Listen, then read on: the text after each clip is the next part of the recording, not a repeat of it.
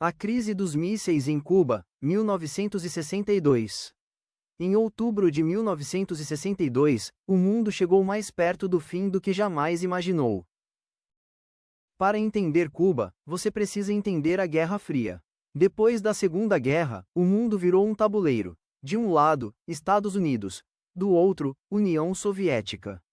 Os dois não se enfrentavam diretamente, mas disputavam influência no planeta inteiro.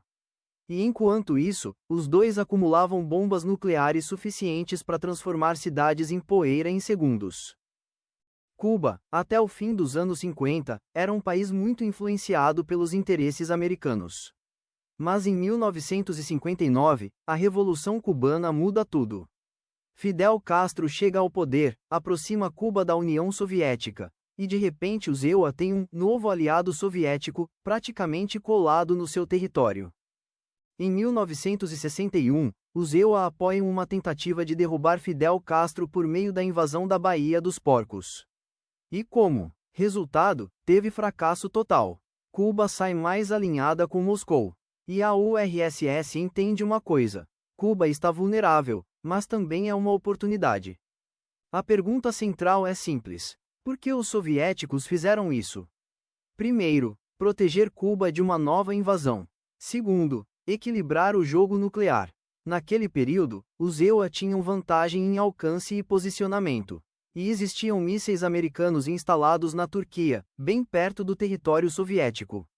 Então, do ponto de vista de Moscou, colocar mísseis em Cuba era como dizer: vocês apontam armas pra gente?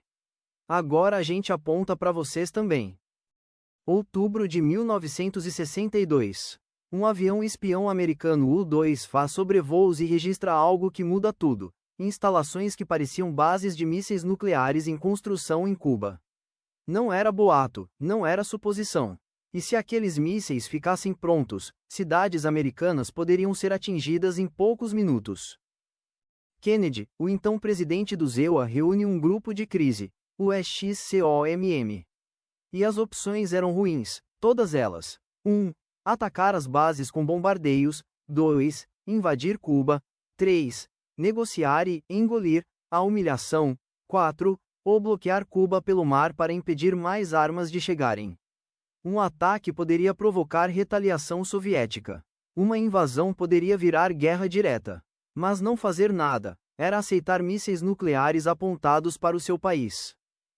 A decisão foi uma saída que parecia menos explosiva, mas ainda perigosíssima: um bloqueio naval, chamado oficialmente de quarentena.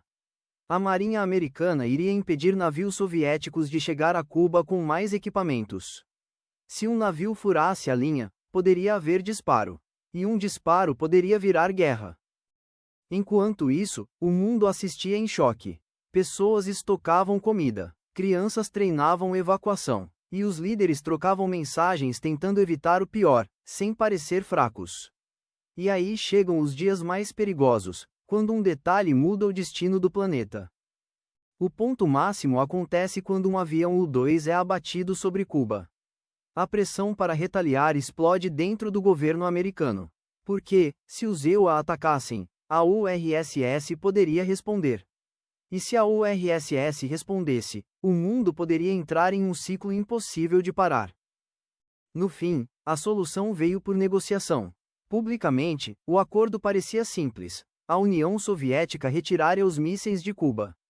Mas havia um detalhe decisivo nos bastidores: os EUA também concordariam em remover mísseis da Turquia, discretamente. Assim, cada lado podia vender internamente a ideia de que não perdeu. Depois disso, algo muda. Os países criam formas mais diretas de comunicação para evitar decisões no escuro. E o planeta entende, com clareza, que a Guerra Fria não era só disputa ideológica. Era uma roleta nuclear. 13 dias separaram a humanidade de um desastre irreversível. E a lição não foi sobre quem venceu. Foi sobre o quão frágil é o mundo, quando o medo vira política. Se você quer mais histórias assim, nos acompanhe, porque tem episódios em que a história quase apagou a própria humanidade.